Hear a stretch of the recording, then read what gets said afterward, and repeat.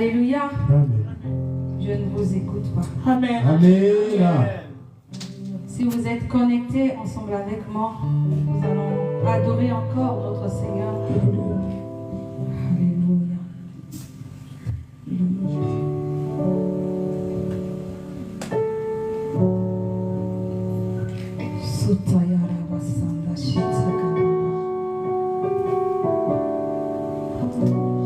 Merci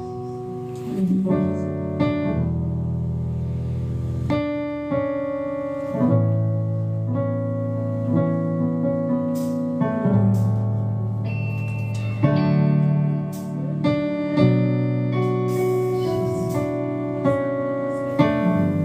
Gloire Gloire à toi, Jésus.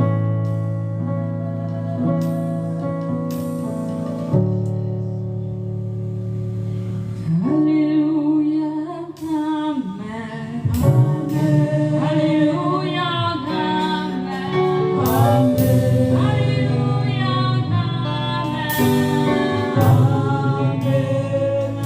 Alléluia,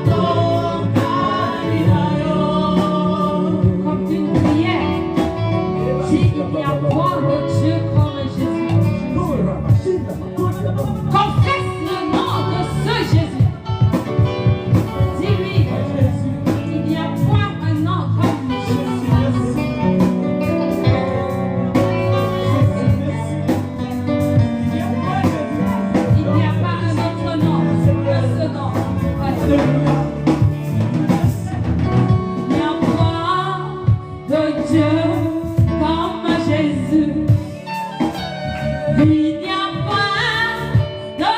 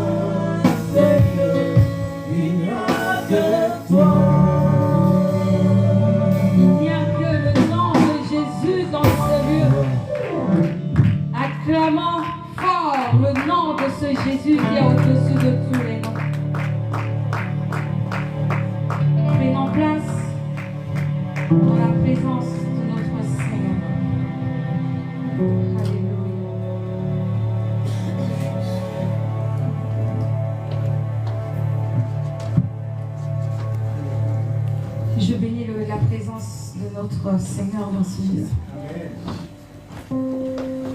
Je bénis la présence de tout un chacun. Retourne-toi, tu regardes ton frère, tu dis, tu as bien fait de venir aujourd'hui dans ce lieu.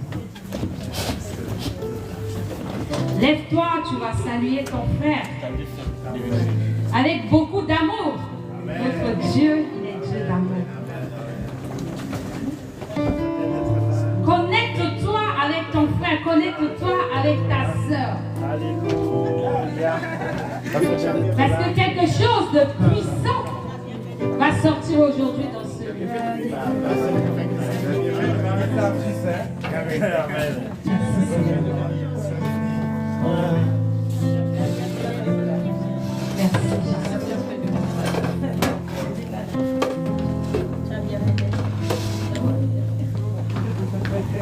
Je ne sais pas pour vous, mais pour moi, une fois, aujourd'hui dans ce lieu, quand j'avais mis mes pieds, il y avait quelque chose de très puissant qui était rentré en moi. Et j'ai la foi que cette chose qui était rentrée en moi, c'était une force qui n'était pas venue de l'homme, mais une force qui est venue de Dieu. Et aujourd'hui, Dieu veut parler à une personne qu'il a tant aimée, une personne qui cherche il y a longtemps une réponse.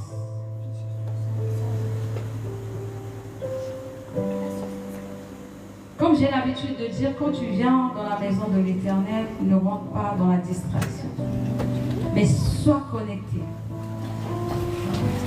Parce que Dieu, aujourd'hui, il a une réponse à te donner à ta question. Ces derniers temps, si nous voyons bien, non, nous sommes très attaqués, les enfants de Dieu. Bah, si tu es de l'autre côté, tu vas dormir en paix. Tu ne vas pas être attaqué. Qu'est-ce que le diable va trouver en toi si tu ne pries pas?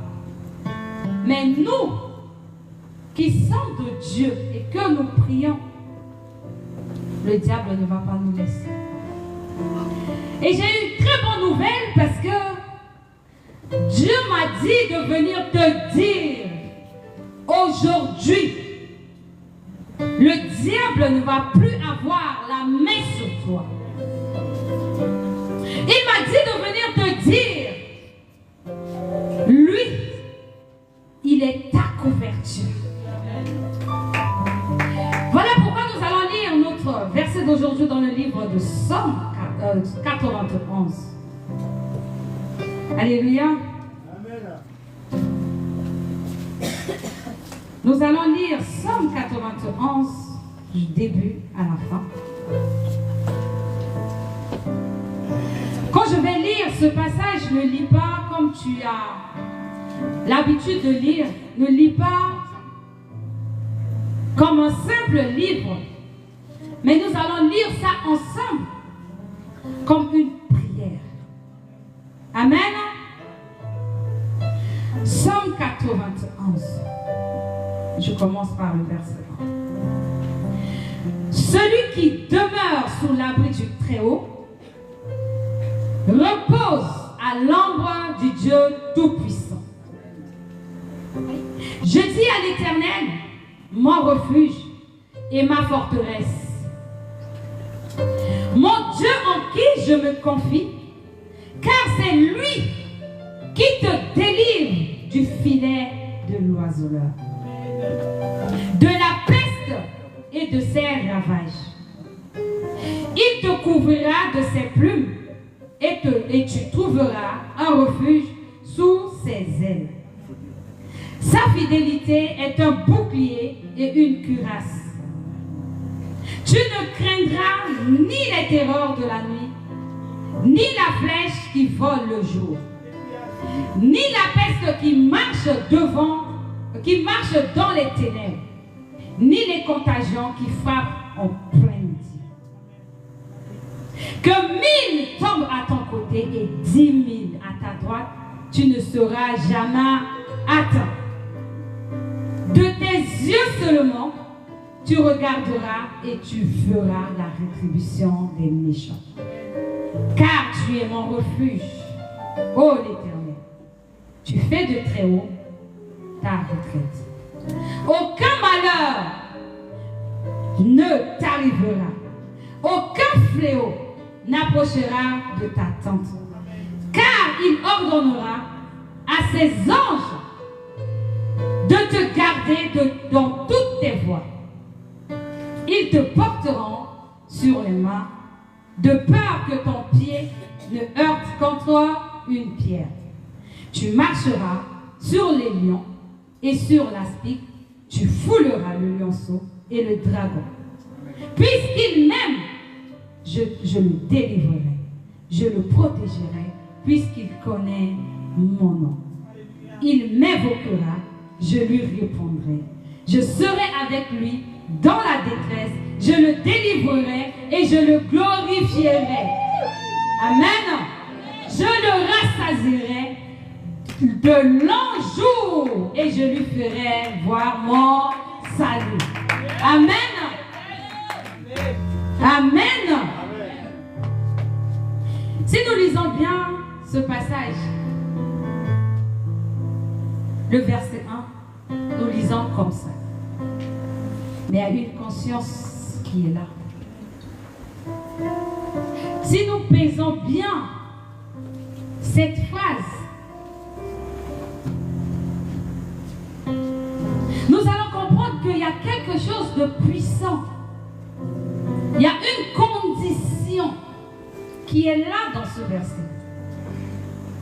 Souvent nous lisons, celui qui demeure sous l'abri du Très-Haut repose à l'ombre du Dieu Tout-Puissant. Mais on ne regarde pas vraiment l'aspect qui est dedans. Quand on est dans un danger, on prend ça comme une récitation et on lit et on dit, ça y est, Dieu va exaucer. Mais il y a une condition qui est là. Il est dit, celui qui demeure.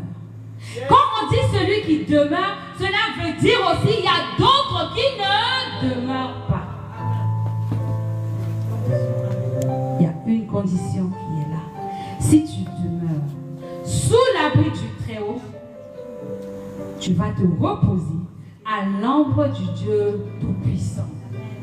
Mais si tu ne demeures pas sous l'abri du Très-Haut, il n'y a pas l'ombre de Tout-Puissant qui va être sur toi.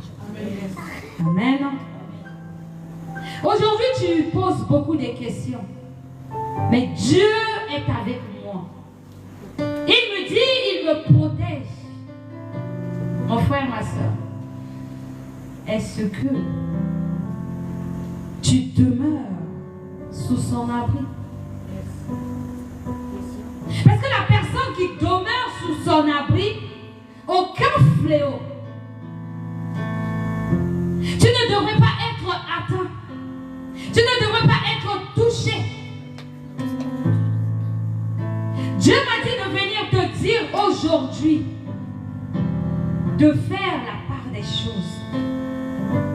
C'est à toi de voir si tu dois demeurer ou tu ne dois pas demeurer. Amen. Alléluia. Amen. Amen. En sachant,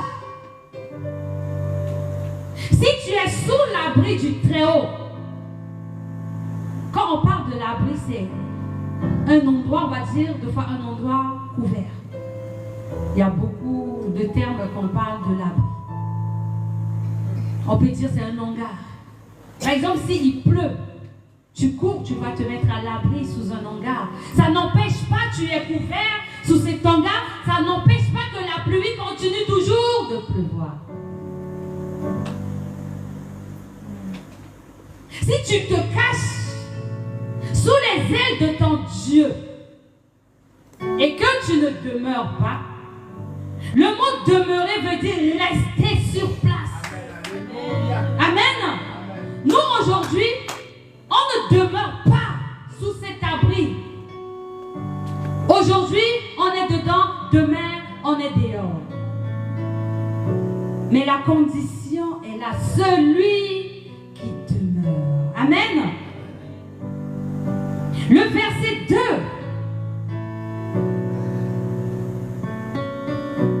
Je vois que la personne qui a écrit ce livre, il a pris la position pour affirmer la position de Dieu dans sa vie. Je te demande aujourd'hui, c'est quoi la position de Dieu dans ta vie?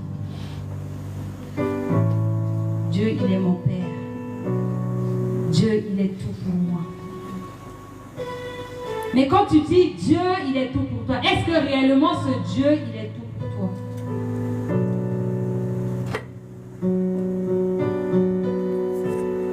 Dieu est mon refuge. Il a montré la position de Dieu. Aujourd'hui, si on parle de refuge, on va faire allusion à nos frères, à nos sœurs qui sont des réfugiés. Les réfugiés, souvent, ce sont des gens qui ont des problèmes dans leur pays et pour ne pas qu'ils soient condamnés, jugés même, de fois à mort, ils sont obligés de partir, se réfugier quelque part. Amen. Voilà pourquoi la personne qui a écrit dit Dieu est mon refuge. Donc là où je suis, si l'ennemi me poursuit, si l'ennemi veut me faire du mal, si l'ennemi me veut voir par terre, où je dois aller me réfugier, c'est... Amen.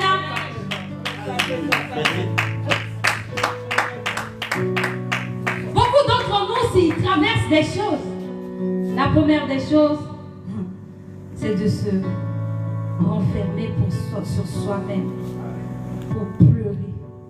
Tandis que tu sais, il y a une solution, il y a ta solution qui est quelque part. Tu dois courir, aller là où tu dois réfugier. C'est quoi la position de Dieu dans ta vie? S'il est ton refuge, connecte avec moi, tu dis Amen. Je ne t'entends pas dire Amen. Donc Dieu n'est pas ton refuge. Amen. Alléluia. Amen. Dieu est mon refuge et ma forteresse. Il dit, il me délivre du filet de l'oiseleur. Oh. Mon frère, ma soeur, je prie Dieu pour qu'il puisse t'ouvrir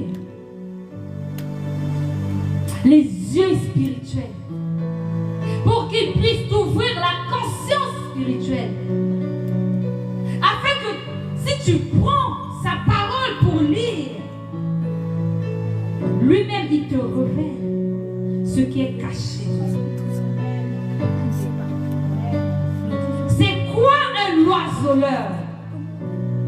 Nous allons voir dans le dictionnaire pour bien comprendre la chose.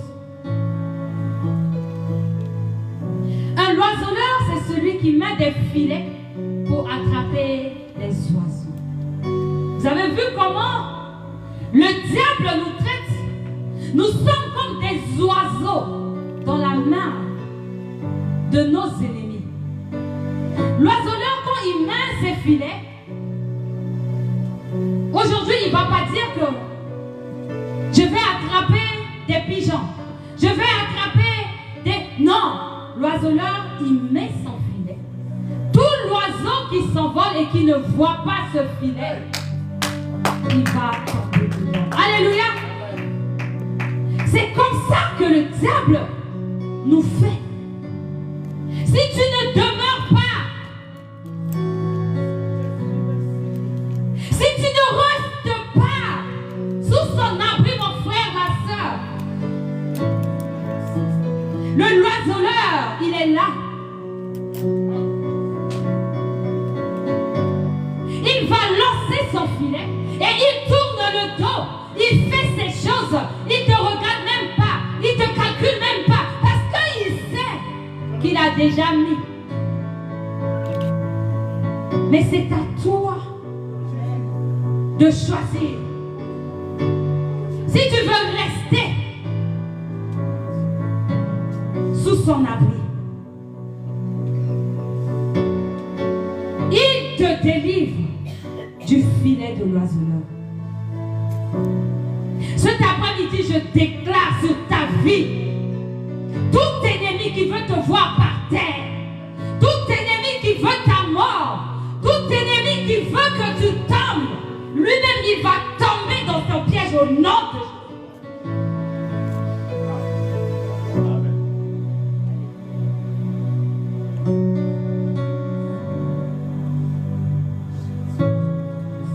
Voilà pourquoi la Bible nous demande dans le livre de 1 Pierre, soyez toujours sobres, veillez, votre adversaire le diable rôde comme un lion rugissant. Un lion, s'il n'a pas faim, il ne rougit pas. S'il est rassasié, il ne rougit pas. Mais quand il commence à rougir, ça veut dire qu'il a faim. Et le diable, il est comme ça. Il va chercher qui est dans la distraction. Ok. Il va chercher qui est en train de sortir sous cette protection. Il rôde. Tu penses que tu y es déjà sous l'abri du Très-Haut. Tu y es là, mais si tu ne restes pas, tu ne restes pas. Le diable, il rôde. Pour voir si tu vas sortir.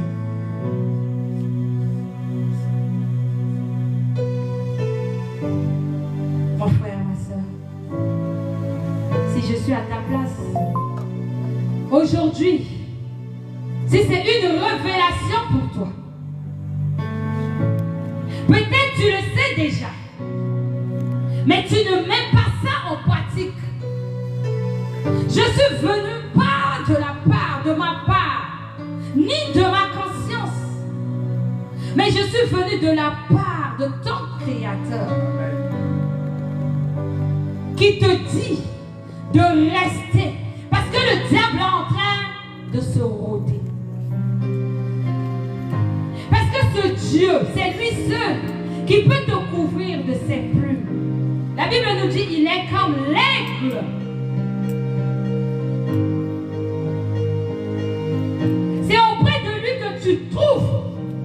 refuge sous ses ailes. La fois dernière, nous avons écouté comment l'aigle, il vole. Quand tu es en danger, quand l'aigle se sent en danger, il vole, il s'envole jusqu'à au-dessus de là, jusqu'à ce qu'il regarde ses ennemis petits comme ça. Quand il sent qu'il est en danger, la mort lui guette. La Bible nous dit, cet aigle-là, l'aigle que Dieu a créé, il va se cacher dans le rocher. C'est qui le rocher de ta vie?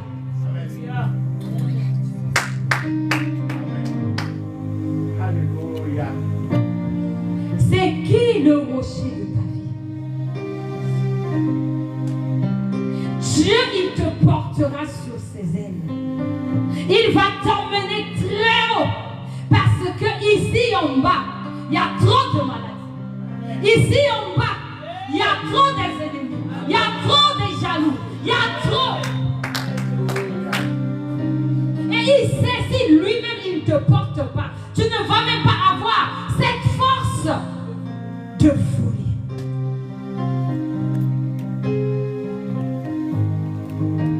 Il est écrit sa fidélité. La fidélité de Dieu est dans sa parole. Si tu es fidèle à sa parole,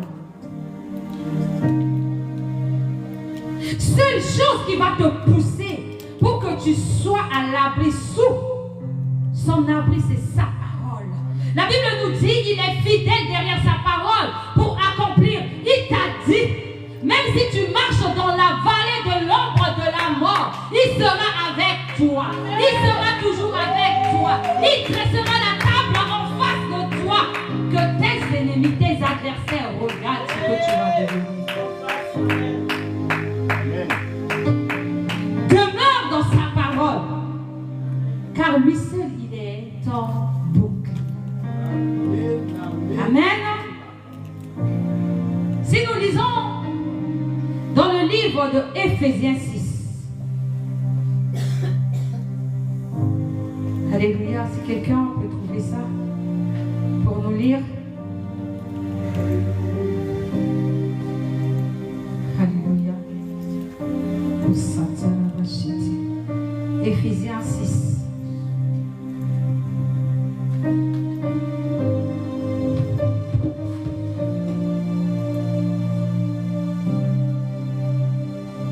Éphésiens 6, verset 1.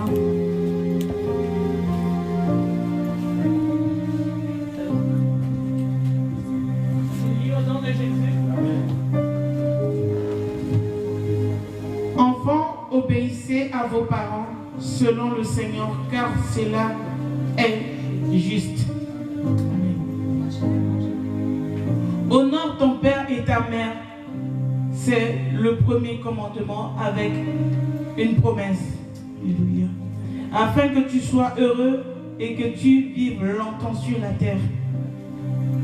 Et vous, pères, n'irritez pas vos enfants, mais élevez-les en les corrigeant et les instruisez selon le Seigneur.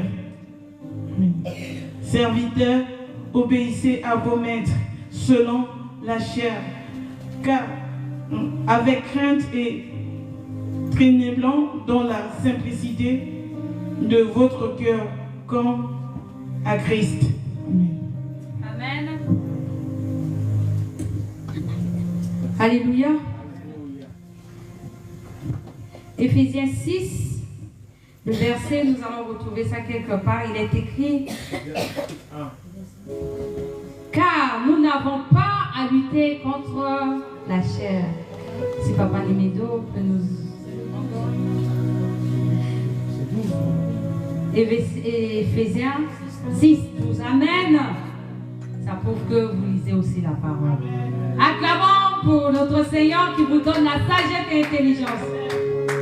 Car nous n'avons pas à lutter contre la chair et le sang, mais contre la domination, contre les autorités, contre les principes de ce monde de ténèbres, contre les esprits méchants, dans les lieux célestes. C'est pourquoi c'est cette partie. Alléluia.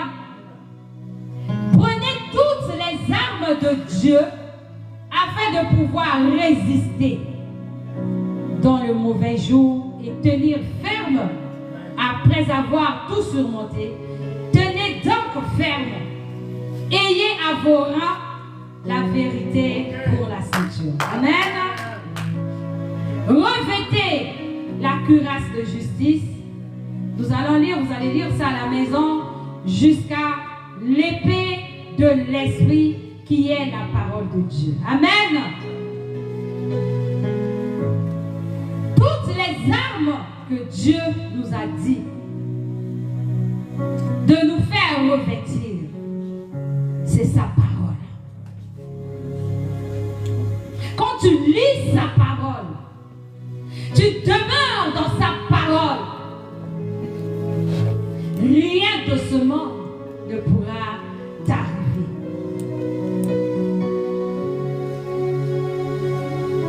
Nous tous, nous connaissons l'histoire de David. Quand Goliath était venu pour combattre les enfants d'Israël, Dieu avait choisi David. Et quand David était arrivé, c'était un petit... Saoul avait regardé David, il dit, petit, moi qui est grand. La Bible nous dit, Saoul il n'a pas notre taille d'aujourd'hui. Quand on dit grand, c'est grand. Moi qui est grand, moi, quand je sors, les gens ont peur de moi. Et moi, j'ai peur de Goliath. C'est toi qui vas te battre à Goliath. Ok. Comme tu veux là. Je te prête mon armure, comme ça tu vas porter. Mais la Bible nous dit, David, il avait confiance à son Dieu. Il avait confiance parce qu'il était rempli, revêtu des armes de son père. David qui était qu'un enfant, il était dans la forêt. Un enfant, un petit homme, comment il peut faire pour déchirer, tuer les lions, tuer les loups? Parce qu'il était rempli, armé des armures de son père.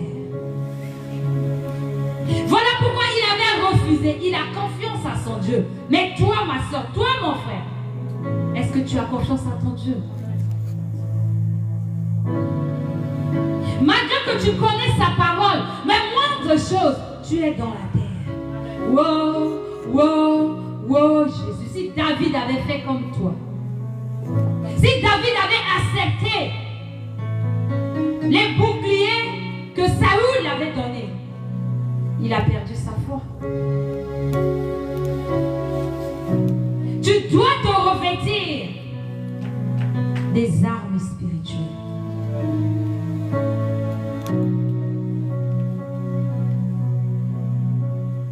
Mais aujourd'hui, j'ai encore une très bonne nouvelle. Même si tu ne fais pas.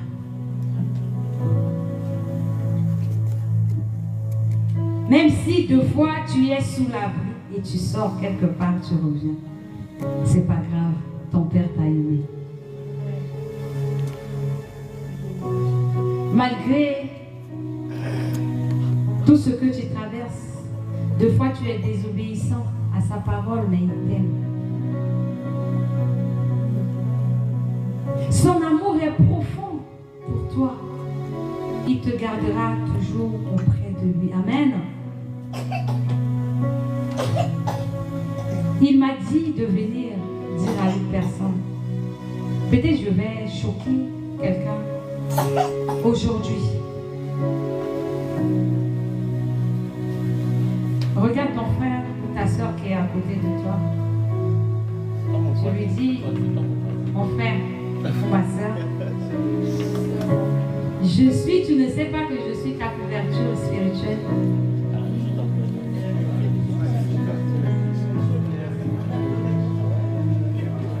Dis à ton frère que tu es sa couverture couverture spirituelle. Dis si tu es à côté de moi, n'aie pas peur. Je suis là pour te protéger. Dis-lui tu as intérêt à venir tout le temps dans ce lieu. Parce que si tu ne viens pas, tu vas perdre ma couverture spirituelle. Amen. Vous allez me dire, hey maman Léo, c'est quoi que tu vas nous faire sortir comme ça?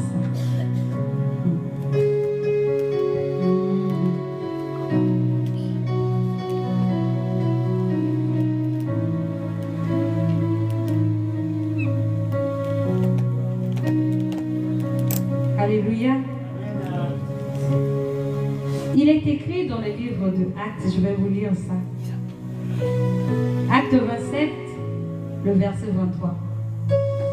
Vous allez voir pourquoi vous êtes une couverture spirituelle pour ton frère ou pour ta soeur.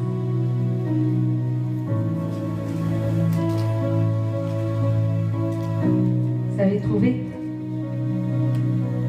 Acte 27, verset 23. Je lis au nom de Jésus. En effet, un ange de Dieu auquel j'appartiens, cela veut dire qu'autour de nous, on a toujours un ange qui nous garde. Amen. Chacun de nous a son rôle. Donc, on a un ange qui est autour de nous aussi pour nous protéger. Et que je sers m'est apparu cette nuit et m'a dit, Paul, n'aie pas peur. Il faut que je te comparaisse devant l'empereur. Et voici que Dieu t'accorde la vie de tous ceux qui naviguent avec toi. Verset 42. Vous allez lire les restes à la maison. Les soldats étaient d'avis de tuer les prisonniers de peur que l'un d'eux ne s'échappe à la nage. Mais l'officier qui voulait sauver Paul les a empêchés de mettre ce projet à exécution. Il a ordonné à ceux qui savent nager de se jeter de premier à l'eau pour gagner la terre, et aux autres de s'agripper à des planches ou à des débris de bateaux. C'est ainsi que tous sont parvenus sains et saufs à terre.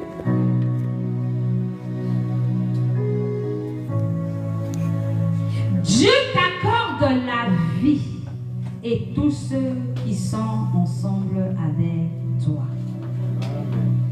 Il a dit ça à Paul.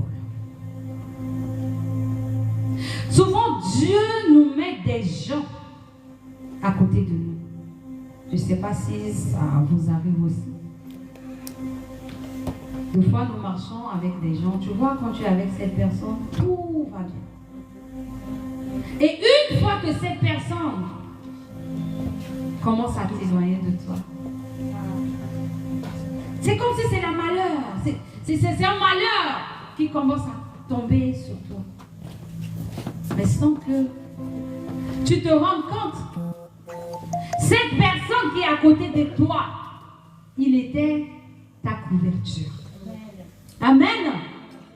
Voilà pourquoi si tu arrives dans une assemblée, cherche, regarde,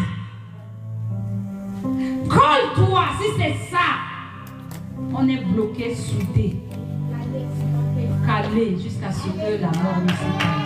Amen. Ne soyez pas dans la distraction. La grande couverture spirituelle, c'est Dieu. Tu ne vas pas oublier ça.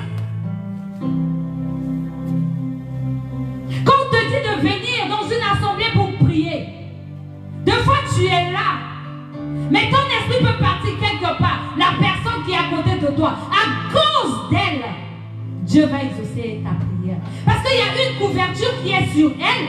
Cette couverture va s'allonger aussi. Amen.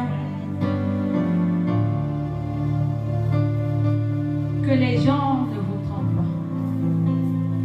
Choisissez bien là où vous devez aller prier. C'est très important. Il y a la couverture spirituelle de Dieu et il y a la couverture spirituelle de son nom. Je ne vous parle pas aujourd'hui de la racheter. Il y a beaucoup de ministères. Quand tu es à la racheter et que tu vois tous les jours, il n'y a que des malheurs qui arrivent chez toi. Ah, il y a des bons signes. Amen. Quand tu es à la racheter, tous les problèmes tombent sur toi. Et quand tu te lèves, tu dis, oh mon Dieu, je suis sous ton abri. Pourquoi il n'y a pas de changement? Et que tu ne vois pas le changement, mon frère, ma soeur, sort. Mais si tu ouvres ta voix et que tu appelles ton Père, tu vois qu'il descend. À chaque fois que tu l'appelles, il agit. Tu dis, pourquoi aller voir ailleurs? Choisissez là où vous devriez aller. Parce que le diable, il rôde. Tu es quelque part sous l'abri de ton Dieu et sous l'abri de ton frère, sous l'abri de ta soeur. Le diable, il n'est pas content. Alléluia. Alléluia. Le diable, il n'est pas content.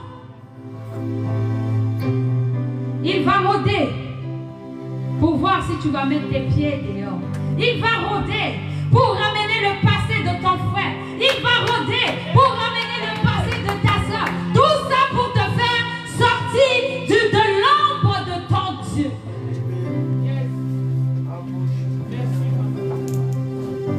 Je déclare cet après-midi au nom de Jésus que tu demeureras sous l'abri de ton Dieu au nom puissant de Jésus-Christ de Nazareth.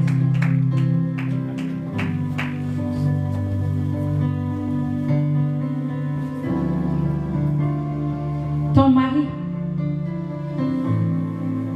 il est ta couverture.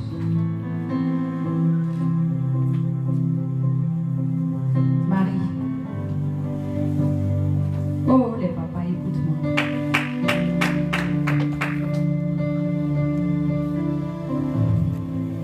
Ça va choquer, mais les papas n'aiment pas ça, je vais dire la vérité. Vous laissez trop les charges à vos femmes. Amen.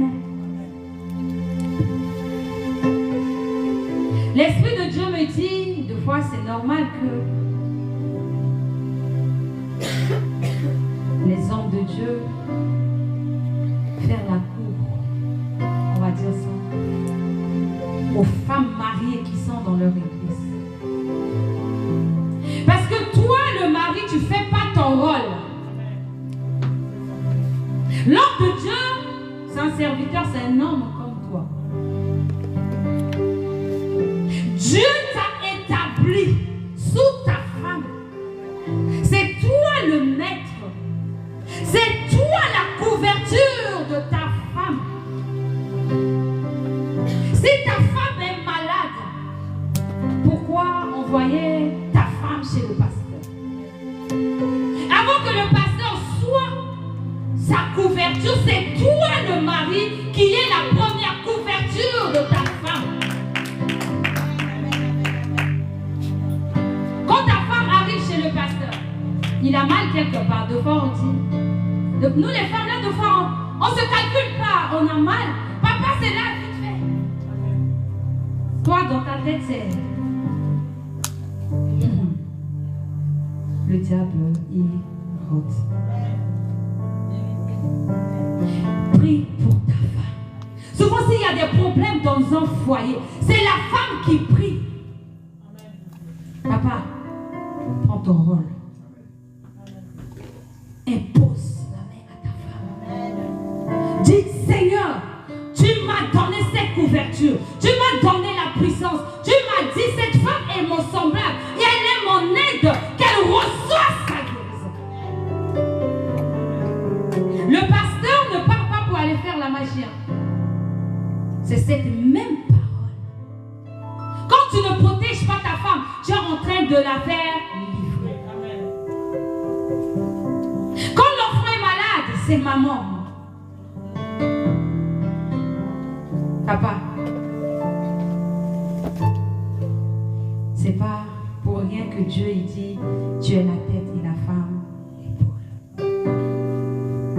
Quand tu ne déclares pas, il y a la puissance qui est là. Souvent Dieu il agit dans la prière des femmes parce que les femmes sont des êtres sensibles et elles savent comment accrocher avec leur foi.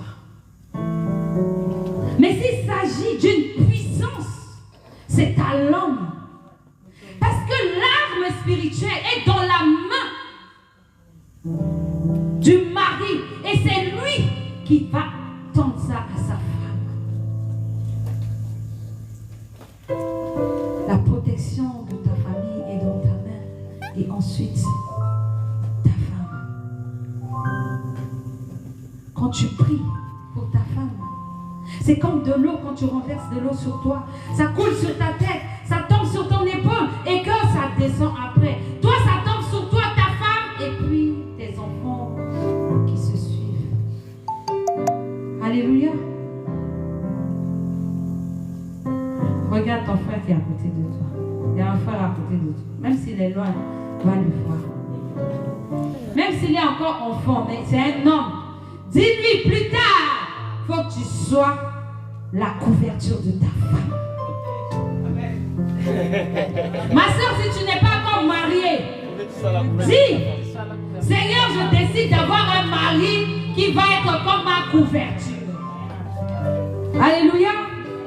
Moi-même, je déclare au nom de Jésus que mon mari soit ma couverture.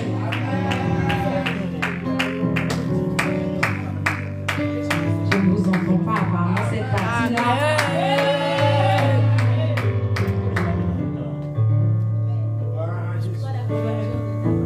La Bible nous dit que le Dieu, il est le père des orphelins et le mari des veuves. Si vous comprenez bien, papa, si tu n'es pas là, c'est Dieu qui prend ta place. Voilà pourquoi la Bible nous dit, une fois qu'une femme perd son mari, il n'a plus de couverture. Il n'a plus la force de se battre. Il est bien de se marier. C'est très important. Maman, tu es forte. Tu es cette parapluie. Tu gardes. Mais s'il y a papa à côté, s'il y a papa qui est là, cette parapluie va être vraiment étendue. Voilà pourquoi si une femme, elle perd, on n'a jamais écouté que Dieu, il n'est pas de côté de il y a beaucoup de veufs, hein, mais ce n'est pas écrit. Parce que lui, la couverture, s'il parle, il est déjà parti. Mais la femme qui n'est pas, elle n'est pas une couverture. Si elle est couverture, c'est de ses enfants. Au fait, c'est en bas. Voilà pourquoi Dieu, il vient au secours. Il est le père des orphelins. Parce que papa n'est pas là. Amen. Le mari des veuves. Amen. Pour en conclure, nous ne devrions pas oublier la grande ouverture spirituelle qui nous garde au-dessus de tout. C'est notre Dieu. L'homme, il peut te décevoir. Amen. Même s'il est ta couverture, il peut te décevoir. Un jour, il va te tourner le dos. Malheur qui se confie à l'homme. Confie-toi à ton Père. Confie-toi à ton Dieu. Parce que c'est lui seul qui est ta couverture. Si on écoute parler de couverture, c'est quelque chose qu'on met pour éviter que les choses de dehors viennent rentrer pour faire du mal, on peut dire comme ça. Et si tu as la protection, la couverture de ton Dieu sur toi, le Dieu qui était devant les enfants d'Israël pendant 40 ans dans le désert, la Bible nous dit, le jour, il est comme une colonne de nuit devant eux. Si tu marches dans le désert, je ne sais pas ce que tu traverses, Dieu va être devant toi comme une colonne de nuit pour te protéger, pour ne pas que le soleil te frappe. Le soleil du midi te frappe, il est là pour te protéger. Alléluia. Dieu, il nous protège quand nous sommes conscients et quand nous sommes inconscients, dans le sens où la nuit, si nous dormons, c'est lui seul. Alléluia. Comme les enfants d'Israël, la nuit, la Bible nous dit, la nuit, il était comme une colonne de feu pour leur réchauffer et aussi pour éclairer leur chemin. Nous avons un long chemin à faire avec Dieu. Pour les enfants d'Israël, c'était 40 ans. Mais pour toi, c'est combien d'années? Je ne sais pas. Dieu est ta couverture spirituelle. Lève-toi et déclare. Si nous pouvons lever pour déclarer ce soir, cet après-midi, que Jésus, nous n'avons que toi. Que Jésus, devant, derrière, à côté de nous, nous n'avons que toi. Sois devant nous comme une colonne de nuit. Et derrière nous, comme une colonne de feu. Lève-toi et tu pries. Lève-toi, tu déclares la parole. Alléluia.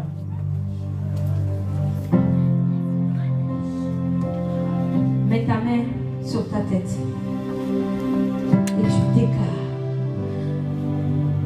que je n'ai que toi, Jésus, comme ma couverture. Je déclare que je veux rester abrité sous ton ombre. Je déclare que si je reste auprès de toi, j'aurai la paix. Déclare cette parole. Déclare que tu veux demeurer dans sa maison. Déclare que tu n'as que lui. Alléluia. Dis Seigneur, je n'ai que toi. Dis Seigneur, je veux ta protection sur ma vie.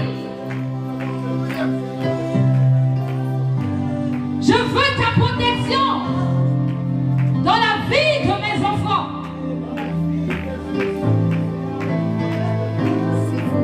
Déclare que tu n'as que ce soir.